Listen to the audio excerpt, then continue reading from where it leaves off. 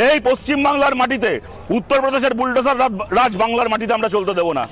না, এনারা সব এরা এসআইআর আটকানোর চেষ্টা করেছেন, অনেক কিছু আটকাবার চেষ্টা করছেন। এদের কালচারটাই চাই। 50 বছরে এরা আটকেছেন বাংলাকে, সামনে নিয়ে যেতে পারেননি।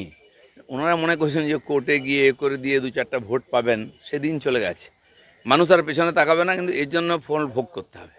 তৃণমূলের fact finding team post pole violence যেখানে যেখানে হয়েছে, আজ 3 ভাগে ভাগ হয়ে তৃণমূল কংগ্রেসের নেতা নেত্রীরা তারা বিভিন্ন জায়গায় যাবে। এই ফ্যাক্ট ফাইন্ডিং টিম যদি 21 সালের ইলেকশনের পরে শুরু হতো, তাহলে ওদের এত বদনাম হতো না, এত মানুষকে ঘর ছাড়া হতে হতো না, কোটি কোটি টাকা সম্পত্তি বা প্রাণহানি হতো না।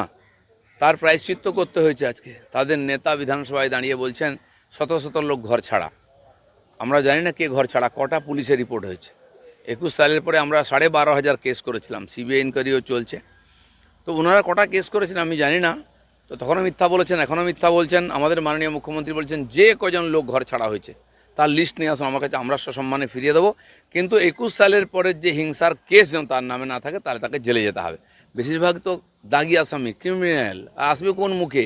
আর কেউ বাঁচবে না, কেউ জেলের বাইরে থাকবে না।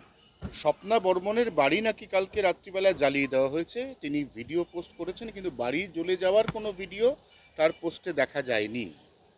গলত মানে অসৎ সঙ্গে এই অবস্থা হয়। সম্মানীয় একজন অ্যাথলিট, তাকে সম্মানের সঙ্গে থাকা উচিত, তাকে রাজনীতির মধ্যে পড়া উচিত নয়। কমপক্ষে এই ধরনের যারা খুব নিম্নমানের লোক, যাদের সঙ্গে ওনার মেশা মানায় না, উনি সম্মানের সঙ্গে দেশের জন্য লড়াই করুন, আমরা সঙ্গে আছি। চিংড়িহাটের মেট্রোর কাজ শুরু হয়েছে। আমরা কথা দিয়েছিলাম, করে দেখিয়ে দিচ্ছি। 1 সপ্তাহ হয়নি সরকারের বয়স। ভগবান শ্রীকৃষ্ণ যেমন 6 দিনের মধ্যে পুতনা বধ করেছিলেন, তো পুতনা, হিড়িম্বা যত আছে, বকাসুর, মঘাসুর, অঘাসুর সব বধ হবে। কাউকে ছাড়বো না আমরা। আমাদের মুখ্যমন্ত্রী যে স্পিডে কাজ করছেন, বিরোধীরা বুঝতেই পারছে না কোথায় ঘর সামলাবে, কি করবে। বাংলার মানুষ খুব খুশি, আশীর্বাদ করছেন। আর আমরা পুরোপুরি আমাদের মাননীয় মুখ্যমন্ত্রীর সঙ্গে আছি। তিনি যেভাবে এগোচ্ছেন, বাংলা তাকে পুরো আশীর্বাদ দিয়েছে। শুধরোতে না চেয়েও 1 ঘন্টা বাদে শুধরে গেল রাজাবাজার। কালকে রাজাবাজারে পিলপিল করে কিশোর বাহিনী, যারা বিভিন্ন জায়গাতে এই শামশেরগঞ্জ থেকে শুরু করে এই কিশোর বাহিনী তারা তাণ্ডব চালিয়েছিল। রাজাবাজারেও তারা কালকে এসে রাস্তায় বসে পড়ে দাবি তোলে যে এখানেই নামাজ পড়বো জুম্মাবারে।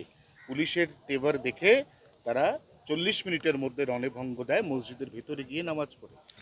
ওরা যেন ভুলে না যায়। ভুল সময়ে জন্মেছে, তো সেজন্য প্র্যাকটিসটাও ভুল হয়ে গেছে। কিন্তু ভুলে যাবে না, যার সরকারটা পাল্টে গেছে।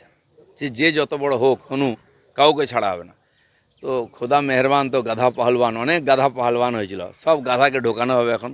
বুঝিয়ে দেওয়া হয়েছে একটা গাধা, তার বেশি নয়। সে নেতা হোক আর অভিনেতা হোক, সে অনুগামী হোক, প্রতিগামী হোক, যেই হোক, ভুলে যায় যেন বিজেপির ইতিহাস সারা ভারতবর্ষে আছে। পিঠের চামড়া গুটিয়ে না হাতে দিয়ে দেওয়া হবে।